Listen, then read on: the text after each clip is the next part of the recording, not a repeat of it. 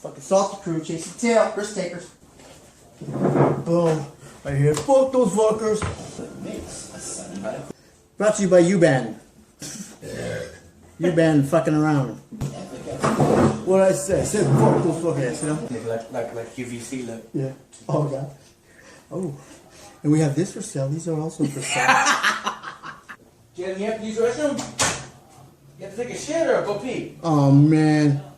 You been bad. You bad boy. Fucking beautiful. This guy doesn't even know what he's in for.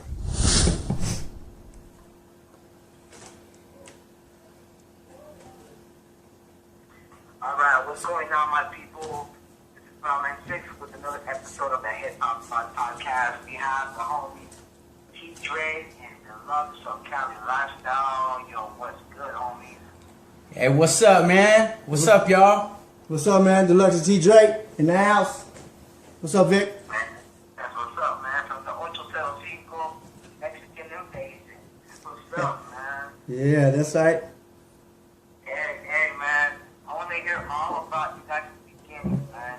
First off, man, why don't you start off the love by talking about where you personally, grew up, what school you went to, and how that was, before you met Drake. All right. Well, for me, I was pretty much, I started musically, like fucking, started with the fucking flutophone back in the day, like in third grade. That's what hit me to music, you know what I mean? And once I caught a taste of that, you know what I mean, that dude that came by with that fucking flutophone, I said, fucking, I want to be in the flutophone class, you know what I mean? So I did that, and then I got into band and shit like that, school band and stuff like that in 6th grade, 7th grade. And then music, hit me, the NWA, the Beastie Boys, all that stuff, and that was my thing that just caught me. And so I was pretty much like in like 7th grade writing rhymes for our basketball team and shit like that. That was when the Super Bowl Shuffle came out and all that stuff, so I was writing shit like that. You know what I mean? Just doing stuff like that, and then I would from there I just progressed to instrumentals from whatever my favorite songs were.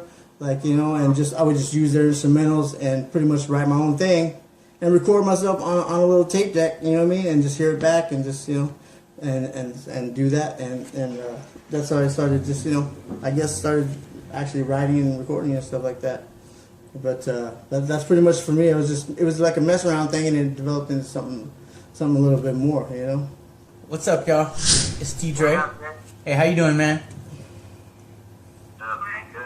So, hey, man, how was your youngster days, man? Talk to us, man. Well, you know what? I was a spoiled little brat. Basically, I started off DJing house parties and stuff like that, so I just started writing rhymes in school at an early age. And then back when it was weird to be doing rap music and stuff like that, I mean, it wasn't even on the map yet. Yeah. Right. And we would just hang out and mess around and write some rhymes, and it slowly developed into a group, and we became who we are today. Yeah. Actually, my cousin Bones actually introduced us. You know what I mean? Right. Because I was going to a private school because I got kicked out of all the public schools. Right. So I went to a private school, and I was doing my thing, and my cousin Bones was going to Santa Maria High with T, and that's how my cousin Bones every other weekend would come over, we'd hang out. He's like, man, I need to introduce you to T. T, he does the same thing you do, He's got this little group or whatnot, whatever. And I didn't think nothing much of it. And then I finally said, all right, yeah, let me. Well, what's up? Yeah, well, see, I was working at a record shop, and I got his demo, and I was like, man, this dude's dope. So I was like, man, I want to meet your cousin, man. This dude's got it cracking. So once we got together, it's been just brothers ever since. Yeah, man. We just clicked. Yeah. I did a little bit of DJing back in the day too, like house parties and shit like that. Now, did you do any house parties? Oh, what do you mean, performing? No, DJ. Oh, DJing, yeah. That's how I got the mic in the hand, so I could just go home and just get on the mic and fuck around with 2 tape decks and try to 2-track my vocals and shit like that. You know what I mean? Yeah. Yeah. See, that whole atmosphere has changed because now, I mean, I really don't hear of house parties nowadays like the way that we used to have them. You know what I mean? Yeah. Share with us some of your house party stories, man. I've heard them all pretty much, but I mean, shit. Share with us some stories, man. Oh, well, they start off like this, go show up at a house with a couple crates of records, and then you just start drinking beer, and then you just start meeting girls, and you just start having fun, and music starts getting better the more buzz you get. You know what I mean? Yeah. You start fucking experimenting, scratching over all kinds of shit. I mean, they don't fucking know because they're all fucked up too. So yeah, and then you're not supposed to remember the next morning. Yeah, I remember some shit like every time I used to do house parties, there was some shit cracking like Oh, yeah. houses getting raided and shit. Oh, yeah. I fucking cover all my DJ equipment, told the homie, hey, I'll be back and forth to pick up my shit. Oh yeah, my mixer and turntables had a few beers that night too. You know what I mean? Yeah, they drank too. Yeah. That's just dope, man. No, I'm growing up in the 805, man. I mean, shit, like, especially if you clicked up, you know what I mean? Who else was making music like you guys, you know what I mean? I mean, who else was there to have, like, the blueprint?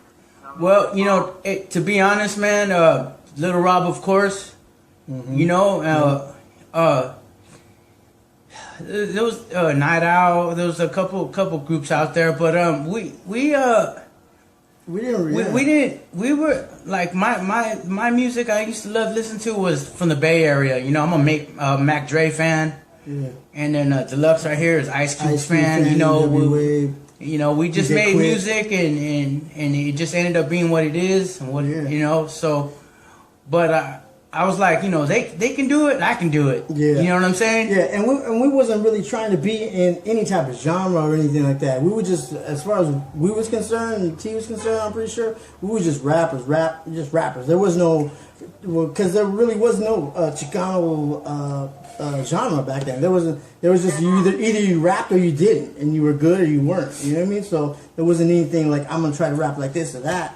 It's just whatever you were or how your life was or whatever, that's what came out, and then all it was did you sound good on the mic? Can you fucking can you keep a crowd? Are you fucking cool, witty or what the fuck? You know what I mean? Is it beats rock? And that's basically a formula number one. The beats gotta be fucking rocking, and then you gotta fucking say something with some sort of fucking some sort of substance. You mean something that people feel and that believe and that you believe, and then fucking it either works out or it doesn't. Yeah, but Making the beat, man, was it you, Dre? The first album, it was there's this white boy named Mike Grider. yeah, And we used to piss him off fuck yeah. every time we went over there because, like I said, we said that it was all brand new back in those days. Yeah. He would get off work and he was just doing it for the money, and he was like... He was actually in an industrial music group, which was like music that they made by banging around tools and shit like that. Yeah. So when we came with our style, he was like, what the fuck is this? Those were all our ideas, and we pretty much, told him how we wanted it. Yeah. So I guess you could say, we have produced that, but it was his equipment. Yeah, his equipment. And he's pushed the buttons and stuff like that, yeah. And then later on, I started getting behind the board and started, I learned from all these cats. Yep.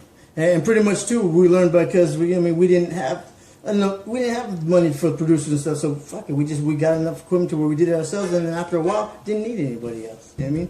And I mean, not to say that we didn't need anybody, but I mean, we would always make music for us. So if it sounded good to us, then that was it. And then the next level, okay, well, should we put it out? Do you think they'll like it? But first and foremost, we liked it. And so it was like, shit, fuck it, that's a fucking track. All right, well then, fuck it, let's put it out there. See what the fuck, For you guys' first album, was there some kind of a demo tape that you guys were just fucking around before you actually released that full-length album? Well, see, this is what we would do. So we're in high school, and then, Deluxe was working, and I was working, and, at the end of the week, we would save up, like $40, 2020, you know, Yep. and then Get an hour. and then you know, and I'm at work writing some lyrics over there too. Yeah. And then we're like, well, if we got enough money, let's go to the studio. Yeah.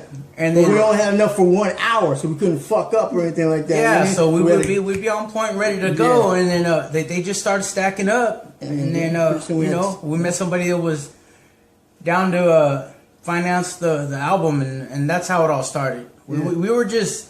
We didn't think it was gonna be what it was, we weren't trying to and do we were it. just fucking around having a good time, and that's what we stacking like tracks. to do. Yeah, we're just making songs. And everybody thought we were weirdos. You know what I'm saying? Yeah, they still think we fucking weirdos. But fuck it, dude. Cool weirdos. Now, but what do you guys think that is? That people that actually have a plan in life get looked at a certain way, kind of like you said, like weirdos. Like someone that has a drive to do Yeah. something in life. Yeah. They're looked at like down on. Well, you know what I mean? yeah. What Well- do you guys do? Well, it's different because it's not what everybody. It's not what we've been drilled into thinking. You know, it's not what like you're supposed to do this and do this and do this and do that. And when somebody goes against the grain, it's like, what the, what you're doing? What? Yeah, I'm into fucking whatever the fuck. Well, it's fucking weird. I know. Well, I mean, sorry, it's not for everybody, but that's what I like. And you know, and you like you said, you're outcast, but it's just I think it's those people that just really just like this is they know that this is what they like and they don't give a fuck about what people think and because they're just doing it for themselves anyways. Those are those trailblazers that are and some of them work out and a lot of them don't. They're like, yeah, well, it's fucking weird. That was fucking weird. You know what I mean? But some of them are like, holy shit, that was fucking innovative and fucking oh wow, it changed the fucking shit up. But a lot of them do. A lot of them do. A lot of them are weirdos. But hey, fuck it. I love weirdos. You know what I mean? Fucking shouts out to all the weirdos. You know what I mean? Fuck yeah.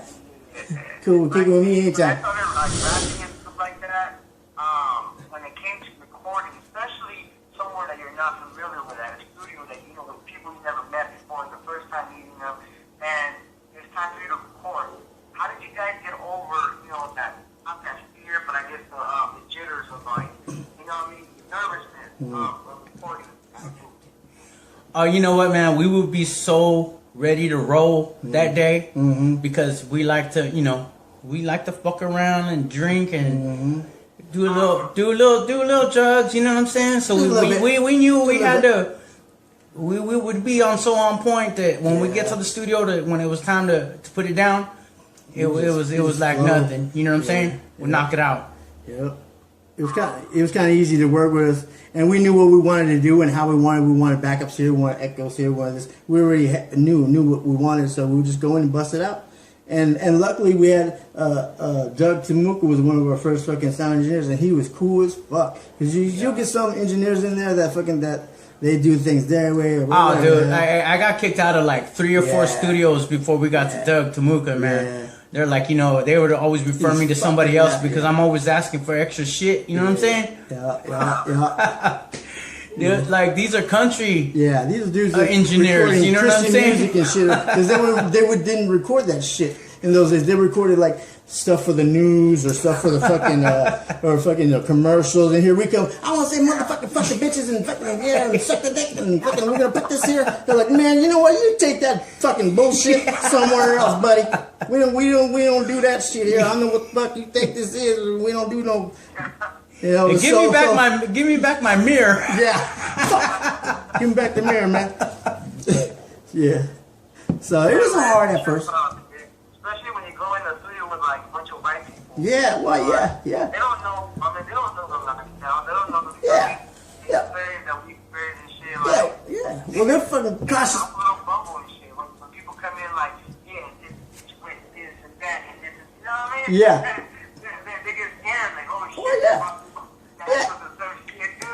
Yeah, I mean, they're just that way in general, anyways, at the get go of any situation. But then, let alone, you get some 17 to 18-year-old dudes fucking dressing like we did, coming in fucking. He gonna steal my shit. What the fuck is what? Hey, can I use this table right here? I need to fucking do something right here. And fucking what's that over there? Hey, we got some pizza coming. Hey, you want a bitch? We got some bitches coming. You like bitch? Oh, you're married? Okay, you know. So yeah, of course they would be like, you know. But after a few.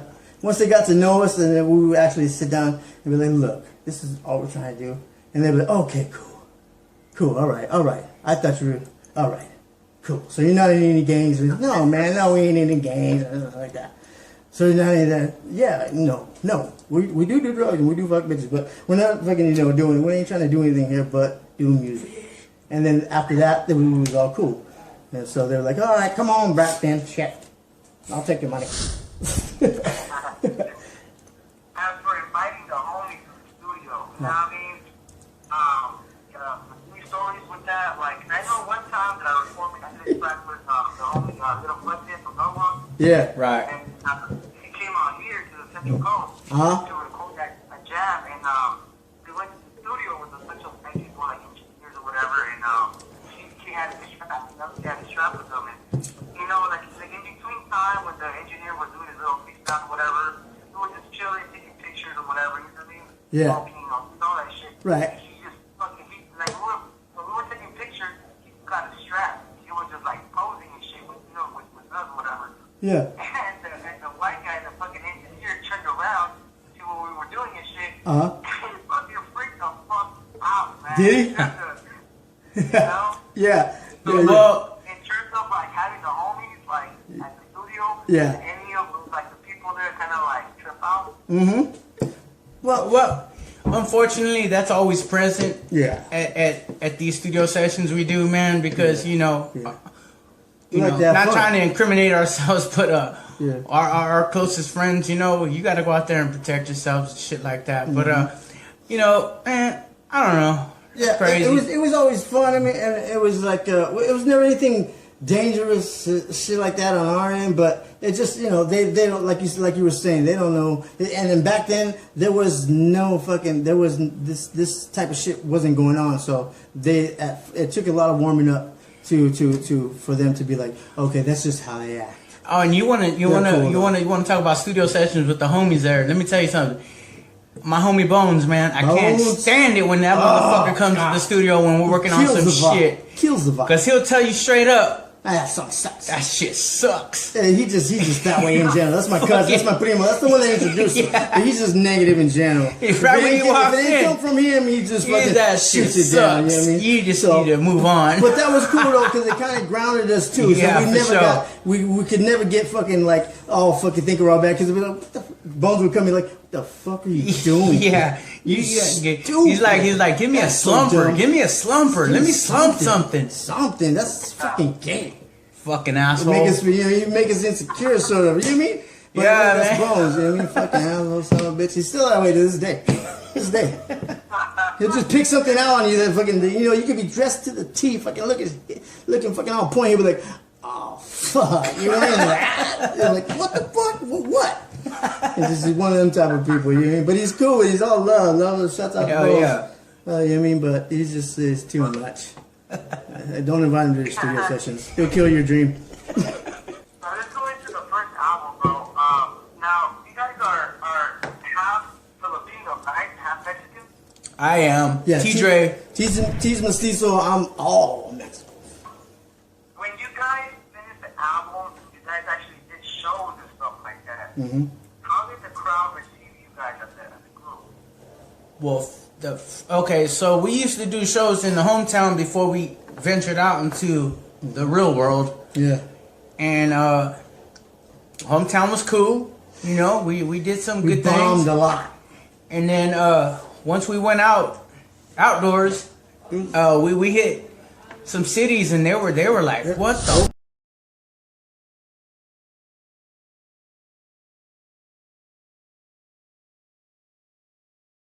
Good oldies, it's cool. Yeah.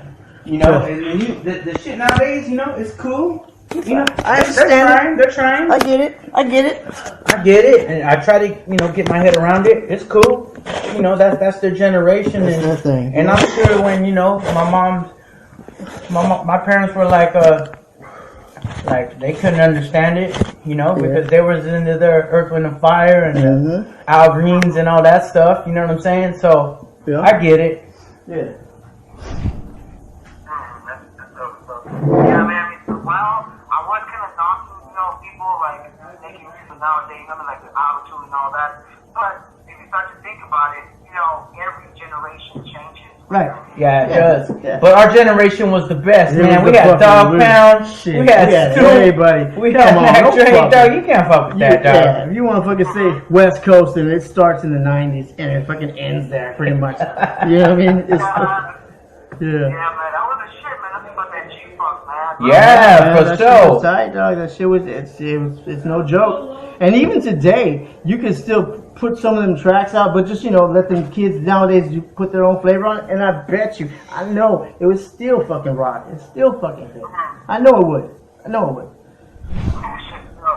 And speaking of that, there's I mean we did these albums and all this stuff like that, right? But we were always recording. Once we got our own equipment and our own stuff, we just stayed recording, and we got a fucking arsenal, an inventory of tracks that nobody has ever heard, and that we're contemplating of putting out in volumes, because we got like at least 3 or 4 albums, man. yeah, at least a minimum. We probably got about 100 to 150 tracks recorded. Maybe like, if you break them down, what's worthy, we probably got about 60 to 80 tracks that are probably worthy. And then you break it down even more than that. But we definitely for got sure. volumes. And so we're contemplating like fucking, just like, because I don't want to fuck with the fucking business anymore and the motherfuckers and the record labels. But I want to give that music to y'all, to the people, because I think they should hear it, because they know CLS as that CLS, but there's just so many different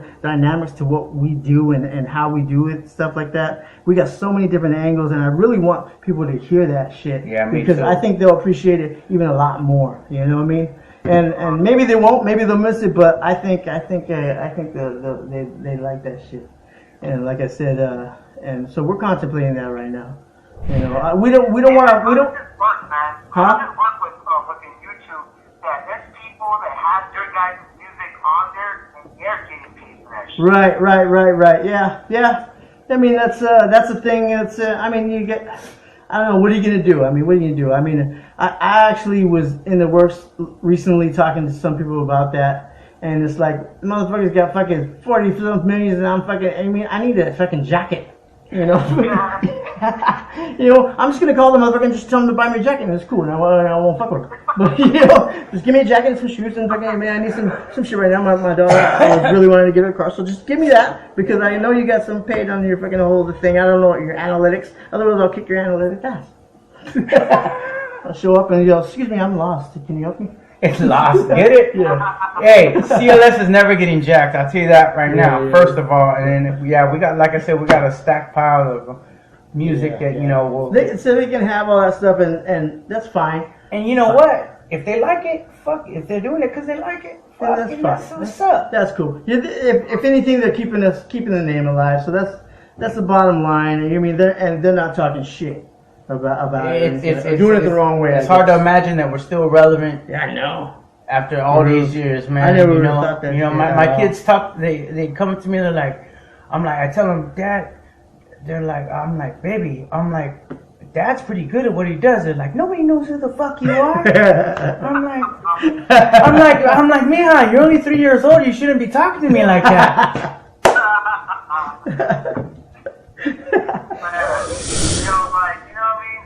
I really think that you guys have a legacy that needs to be made into a documentary style, at least, if not into film. Yeah, that'd be fun. In relation to you guys and Triple C and everyone that was down with the 805 within that time frame, like what was that movement you guys had? Underworld Records, right? Yeah, there we go. Everyone was Shouts in out. that timeline. Right. It'll be a fucking badass thing to collect all the archives. Yeah.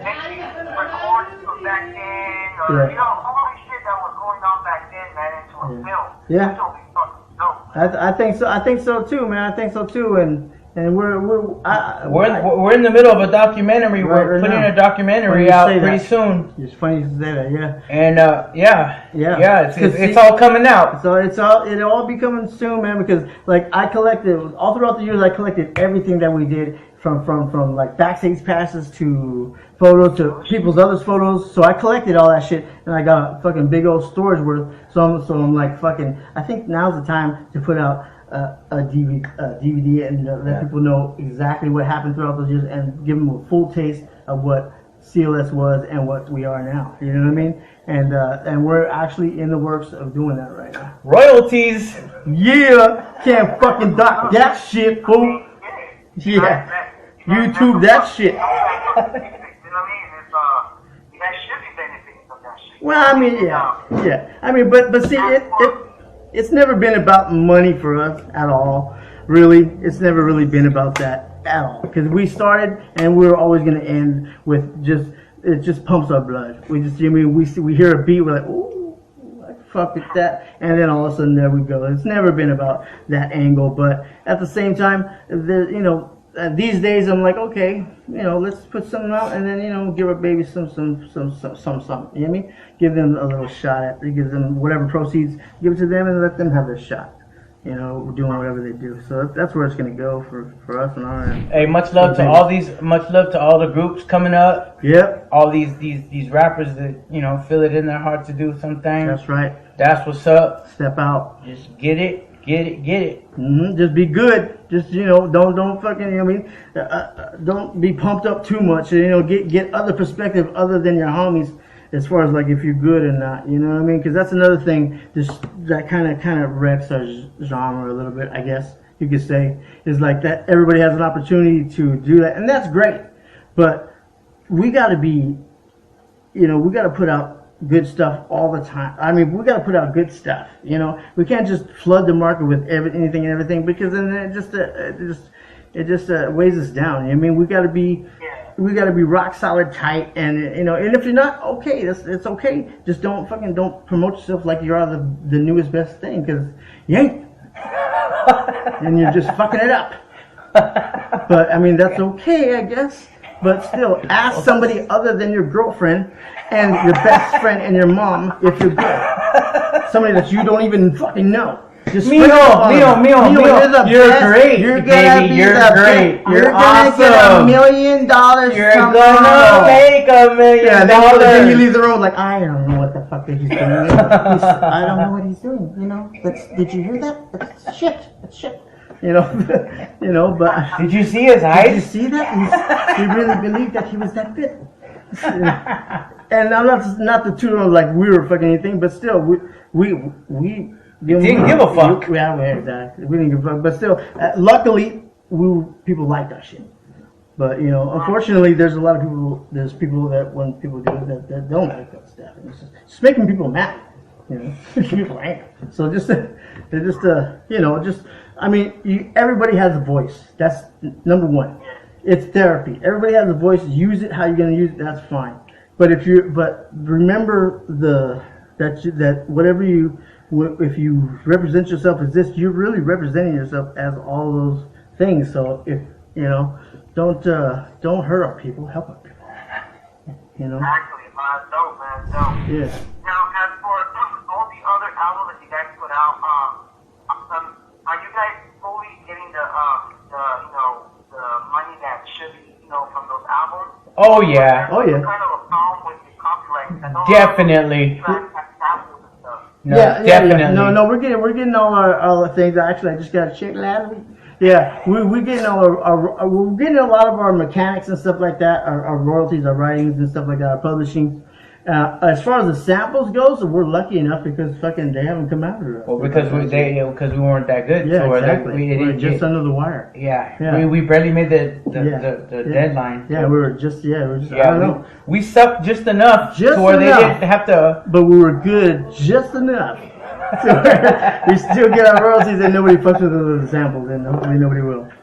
Because we'll be fucked forever. We'll be fucked.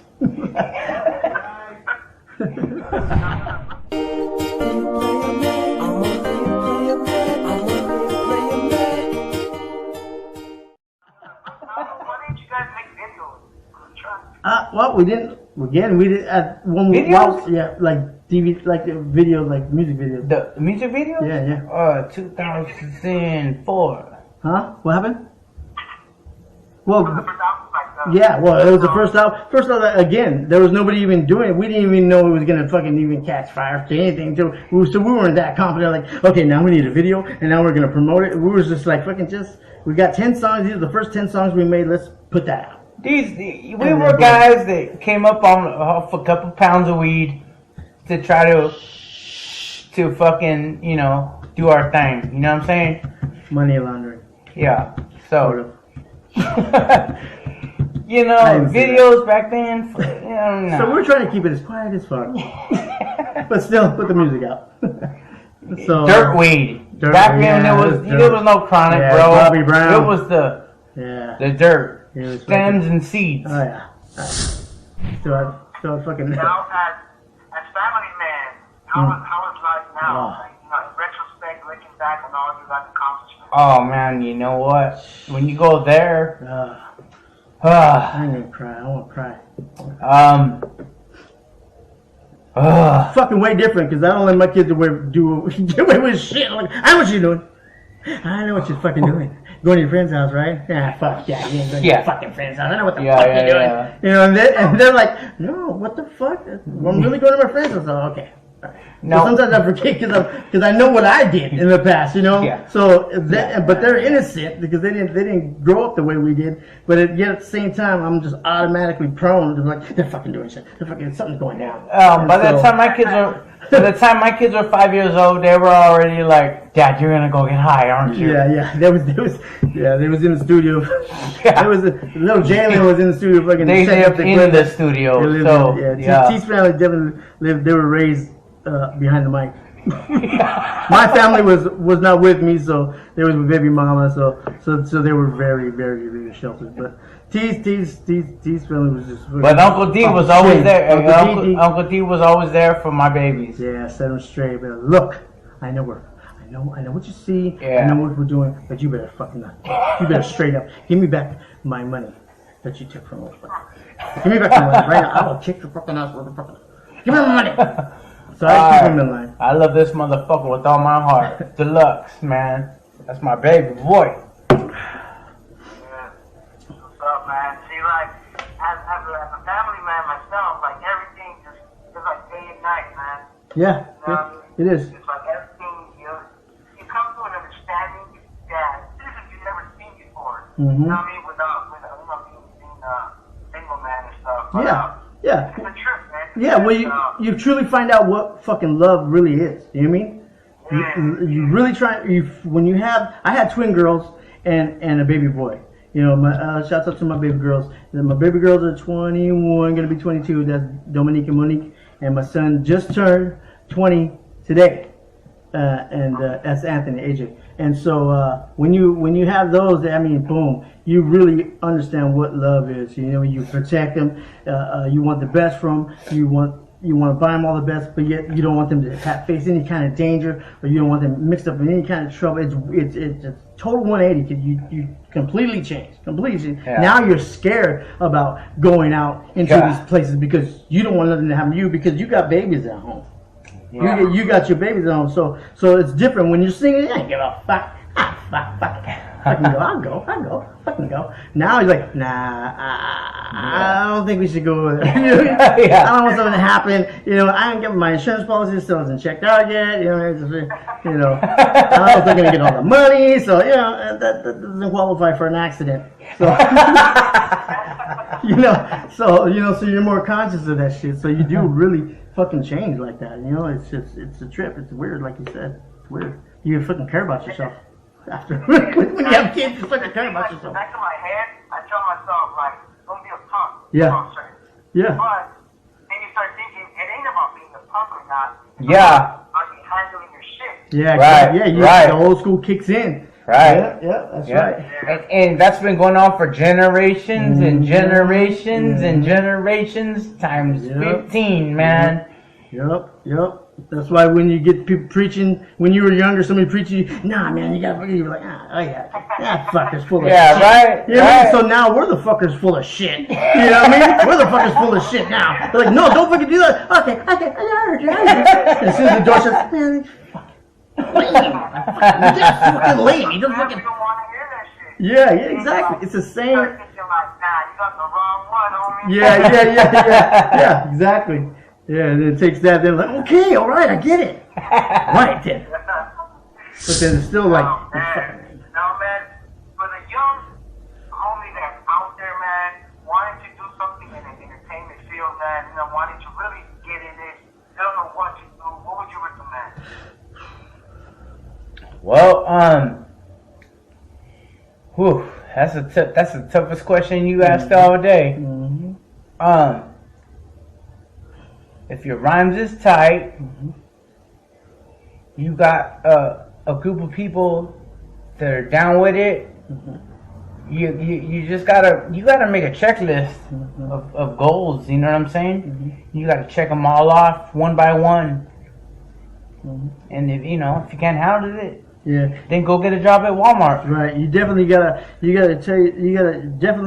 first of all, you really gotta fucking believe in yourself. If there's any doubt inside of what you're doing, then you shouldn't do it. You gotta have no doubt. Because you know what you're doing. Because you know what, I had no doubt. Yeah. I had no doubt. No doubt from fearless. From day one, I had no doubt. Neither did I. As far as like what I wanted to do once I learned how to do the music. We didn't do it because we wanted to be 8 million views on Lost, or we didn't do it. It was just something we got together and did. Yeah, it was fun. Yeah, it was fun. It was fun, and it was fun to save our money and go do a beat and just bump it in our car and just go up and down Broadway and get a couple tall cans and just. And then all of a sudden people hear it, they'll be like, what is that? Let me have that. And then shoot it to them, and then, it was an accomplishment. It was something that we did that we knew nobody else could do it better at that moment in time. And we were competitive in that aspect, you know what I mean? We was like fucking, it was one of those things like, well, if you listen to a track, oh man, that song sucks. And then somebody says, well, you think you could do it better? That's, and then we was like, yeah, I think we can do it better. So let's try it this way. We'll try it our way. We'll be back. We'll be back with our stuff. And then fucking boom, and then just something like that. But I think really you have to have a strong fucking head, because there's people in these days, in these social media days, everybody's got an opinion and everybody can get to you with their opinion. So I think it's even harder because back in the day, you know what, nobody called you, nobody can get a hold of you, so you didn't know, you was in your own box. These days, everybody can fucking message you, say, that sucks, I think this, I think that, and then I think that would start fucking with somebody young. But you gotta be strong-willed in your head. You gotta have the heart and the stomach for this business, because it's not gonna go the way you think it's gonna go. It's not going to be the way you think at all. You're actually if you really want it, you're going to have to fucking work hard. And like fucking really drive it home. And if you got the fucking balls and you got the stamina for it, well then fucking God bless you, and fucking be on your way and shoot me a message. I'll support you. But if you're doing it, if you're just out there just to do it because your girlfriend broke up with you and you want to get her back, or just you want to show people, you want revenge. Nah, it's not a good reason. That's not how it's supposed to be. It's supposed to be inside your blood, and you have to do it. You know what I mean? For me, well, I think, in my opinion. Have you guys think about managing artists yourself? Not at that point just yet. I mean, I give a lot of I like the young homies that hit me up. I'll critique them and stuff like that, and I'm pretty honest with them as far as like, I'm not trying to sugarcoat anything with them. I'll tell them I like this, I like that. I think you need to work on this and this and that. But other than that, just keep doing what you're doing. But I don't think you're at that point yet. But hey, none of us were ready at that point yet. It all takes work and it all takes repetition. And time, and a lot of it takes time and experience. You know what I mean? To truly write make those songs that connect with people, and fucking that people are like, oh fuck, I know it. You gotta go through some bullshit. You gotta go through some trials and tribulations. If you haven't been through any trials and tribulations and you're trying to write about it, it's just not gonna come through. It's gonna you'll be able to smell it right out the box. I mean, and that's what they say. They say the best writers are the people that suffer the most, because they really have a connection to that, so they can convey it like that. And believe you me, I have a connection to that motherfucking shit. But I think, you know, if you're down for it, you know, don't let nothing or nobody stop you, and just keep working on your craft, and it'll happen. You know what I mean? You'll be ready at a certain point, and you'll know you'll be ready because things will start happening, doors will start opening or knock, or you get opportunities knocking and stuff like that. When you do get those opportunities, try to seek them out and see what they're worth. A lot of times they might not be right for you, but you know, not every opportunity is. You know, but seek them all out.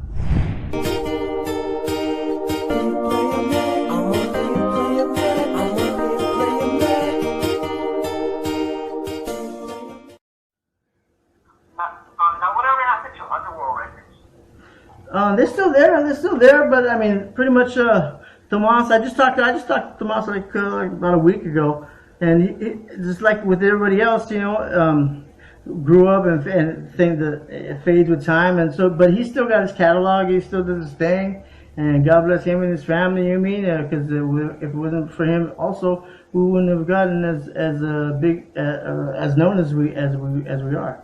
So, but he's still doing his thing. I'm not sure if he's putting out any new artists or anything like that, or what he's doing, but I know he's still there. He's still relevant, and he's a staple. He's a staple in the Chicano rap industry. That's for sure. Tomas Solis. Yeah, what's his name?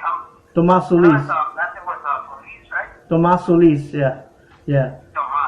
Tomas Solis. Yeah, Big Tomas. Yeah. And like I said, we started out, and shh, don't tell nobody, but you're probably gonna tell her, but because it's a podcast, right? So. Anyways, we started out just like washing. I mean, he's like, "Well, I'll tell you what, homie, check it out. I got extra money, you know what I mean? And I need to take it to the fucking laundry." And so that's basically, we made his money legit, you know. So it's like, oh, put it into music, so now it comes out clean, sort of. But he doesn't do that no more. He doesn't do any of that. And a lot of our shows we gotta go to Arizona and pick up 50 pounds, Holmes. We gotta go pick up 50 pounds, bro. Concert. So we're gonna do a show, quote unquote. So, and that's what we started too. I mean, that was like, okay. So we would go, and then after a while, we were making a lot of fucking drops, homie.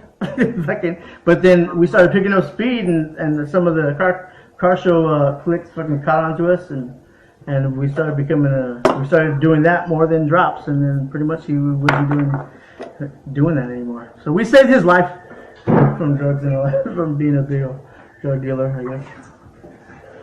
I know his son he used to be a producer, right? Yeah, Little Tomas.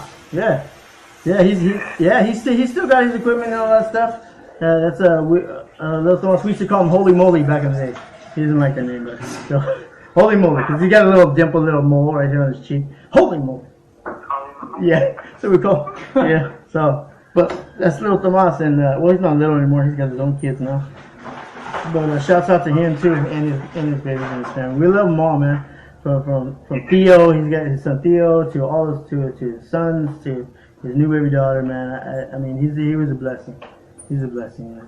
I love Tomas. Yes. Now, any upcoming events that you guys are gonna be showing up for? Well, we recently had a fucking show out in South Central. We got hit up by this one promoter from Urban Kings, and it was a Night of the Blackskin show. That shit fucking went off. I was fucking surprised, because it's like, 20 years later, and the demographic that was there was 16-year-olds to 22-year-olds, and they knew every fucking word of every fucking song that we did. It was a great night. I was like, whoa. We were fucking, and there was like, it was a packed house. And we threw down our thing, and it was like, wow, where the fuck was this crowd 20 years ago?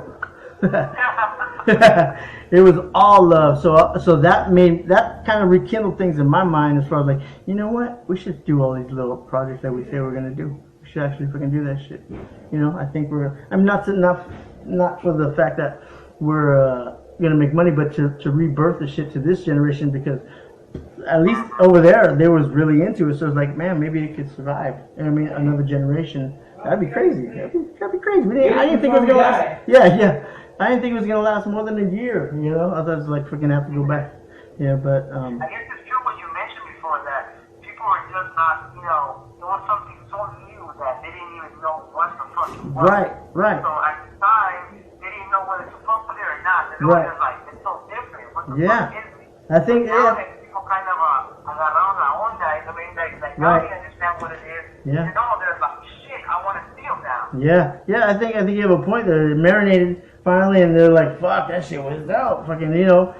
But at the time they were doing it, they're just like standoffish, like no. But now I guess we're getting our dues and the appreciation for it, and it's beautiful, it's lovely. But damn, we're fucking like 70 now, so it's like, you know, it's what kind of show? My back hurts. Yeah. You're gonna be up there in walkers and shit. Fucking have the mic attached to our walkers and shit. So No, I was just joking about that, man. I'm buff, bro. Yeah. He works out every day. Fucking, I don't know why. Like, you know what I would love to see though? Like some kind of a reissue of the first album and the second album. You know, the Asian continues. Like a gold edition. Well, we came out with kind of package deal, kind of like an anniversary type of thing that includes like maybe bonus tracks or maybe even like Yeah. I don't know. I feel what you're saying. Like a golden anniversary of it, celebrating it and shit like that. Yeah. I see that. Yeah, I see that. But see, that's cool. But before that, I think I would want to put out the shit that they never heard before. That way they get a full taste. You know, I mean, but I hear what you're saying. You know, like a golden, like it'd be the same album, gold with a couple bonus tracks or whatever, or some behind the scenes footage or whatever. Yada. Yeah, but see, that's what we're doing with the documentary. We're gonna put all that shit, all the show, whatever shows we have, the backstage, what happened before, after, in the recording sessions, all that time from Mexican invasion to almost to now, and stuff like that. So all those extras are like, you know, the mystique is like, oh shit, that's how it was done. That's how they did that shit. I can't believe that shit. Yeah. Yeah. Any upcoming live events though, like some shows?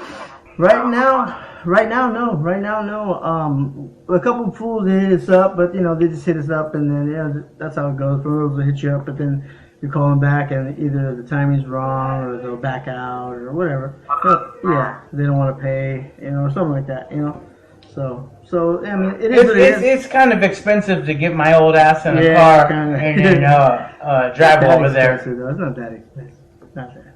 We don't really charge a lot, but I mean we want to get our days money's worth, and you know we don't want to do it. We used to just do it for a fucking like a no. But now it is kind of expensive now. Because I just want to chill at home with my family and my wife. Yeah. That's it. I just want to carry it. Now does Dominator, ever hit you guys up like on a tour type thing? Dominator's doing his thing right now. Yeah. Man, you know? He don't need us. You don't need us. Fuck no. Yeah, he don't need us for shit. But I mean... That cute motherfucker. Yeah. Filipino, he's Filipino Mexican too. Fucking Keith Sweat. Fucking... Thinks Keith Sweat. Keith Sweat. No, Keith Sweat. It's not Keith Sweat. That's Queef Sweat. Queef Sweat. Something like that. I don't know. I was like, you're a singer now. Okay, you're a singer now? All right, straight. You don't rap anymore. I've never heard you fucking rap in the last 2 years. Can you sing? Okay. All right, I get it. That would be dope to see all you guys together. You know what I mean? All the 805, people together and shit in one show, some kind of a tour thing. You know? Yeah, that'd be crazy. Yeah. Oh man, that would be dope as fuck. I'd be so down to do that, man. Yeah. I just gotta save up my food stamps and we'll do it. That's what's up, man. Hey guys, I just want to tell you guys that you guys are so much. The music is so much a part of my youngster days, man. It resonates when you know what I mean. Maybe as a teenager, listening to you guys' shit. You know what I mean, and just fucking good ass memories every time I listen to you guys' jams. And I want to thank you guys for putting that on. Hey, no problem, brother. That's who it's all for, man. It's all y'all. Yeah, man, for real. We wouldn't be shit without y'all. For reals. That's what's up, man. And y'all, I wanna thank you guys for being on the podcast, man. That's right. A lot of good shit you guys put out there. You know what I mean? A lot of good info on you guys' background. That's right. Thank you, man. Yeah, no problem, man. Hey, Anytime, man. Anytime, nothing but love, brother. That's what's up, man. all love to you and your podcast, and we checked out the episodes, and I like what you're doing, man. I like your whole stilo, and you're keeping the genre alive, and you really ain't no just crackerjack fucking interviewer, man. You mean you actually get in there? You mean you're asking the same questions? And so, how many fans do you have? Oh fuck, I don't know. Are you a fan? Hey, much love to Kobe Bryant today. Oh yeah, man. Hey, shouts out to him and his family, man. Yeah, dude, that fucking man. Why couldn't it be a fucking Celtic like Kevin McHale or something like that? You know what I mean? Like Patrick Ewing. You know what I mean? Why can't it be fucking Kobe, man? Oh my god. You know what I mean? Fucking. I am Jim Byron Scott. All right. Anyways. I guess we're out of here. Yeah. Fucking. Hey, but don't forget about that idea though. You know what I mean? Really, really push for that idea to get that first album once you guys release the uncut tracks. But you know what I mean? All right. That shit, I know a lot of people will fucking pop that shit. Yeah. Oh yeah. All right. Well, we'll definitely. Hey, brother, let's talk, man. Let's talk and let's do the walk. Yeah. We do. All right, baby boy. All right, man. Hey, much love to all the Cali lifestyle fans out there. Hey, much love to all y'all, man. Thank you, everybody. We're grateful. Bottom of my heart, man. Thank you. Keep bumping that music. You know, keep however it moves you. If it moves you, hey, we appreciate that shit, and it was written just for you, for your time, for that moment right there. So thank you for that shit. Yeah, Cali lifestyle. We out. That's right. Yeah, 805. Yeah. Yeah, baby. Cool, man. Straight.